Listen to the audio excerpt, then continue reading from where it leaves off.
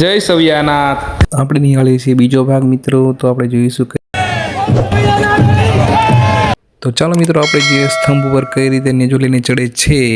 શંભુનાથ બાપુએ ચાંદલાની વિધિ પતાવી નેજામને, અને ત્યારબાદ જે મહાદેવનું મંદિર છે ત્યાં પણ ધજા ચડાવવામાં આવશે ઉપર. તો ચાલો મિત્રો, હવે સ્તંભ પર ચડવા માટે જે ભાઈ છે એને નેજો આપી છે બાપુ, અને પછી સ્તંભ પર ચડે છે નેજો લઈને.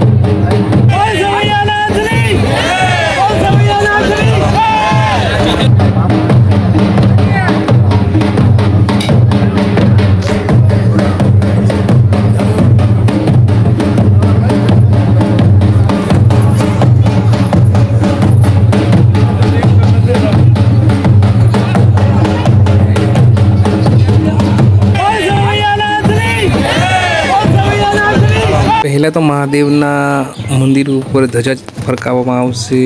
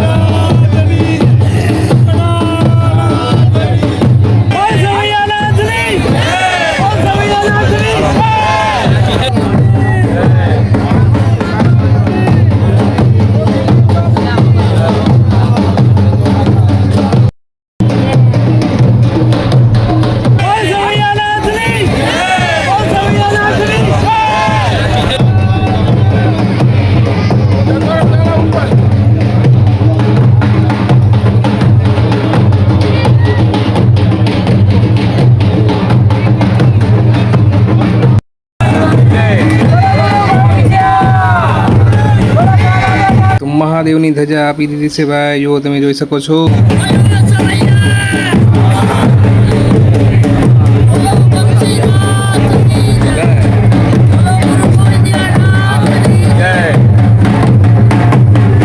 તો આ બાજુ પણ ભાઈ જે નેજો લઈને સ્તંભ પર ચડવાના છે એ ભાઈને પણ નેજો આપશે, અને પછી ત્યારબાદ જે ભાઈ છે સ્તંભ પર ચડશે.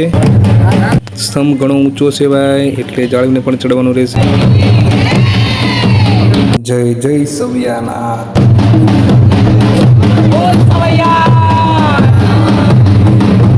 તો ચાલો મિત્રો, હવે ભાઈ સ્તંભ પર ચડે છે, તમે જોઈ શકો છો. જય જય સવ્યાનાથ.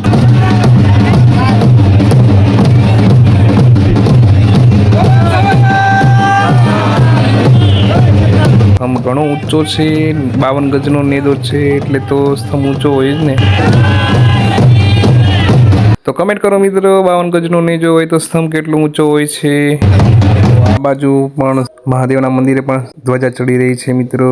હર હર મહાદેવ.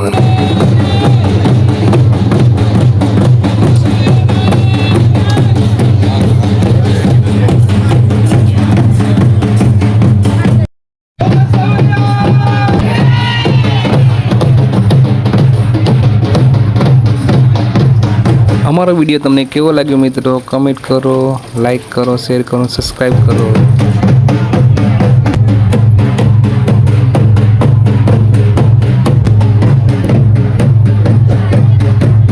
તો ચાલો મિત્રો, ફરી મળીશું ત્રીજા બ્લોગમાં. ત્યાં સુધી સૌ મિત્રોને જય માતાજી, જય દ્વારકાધીશ, જય હિન્દ, જય જય સવ્યાનાથ.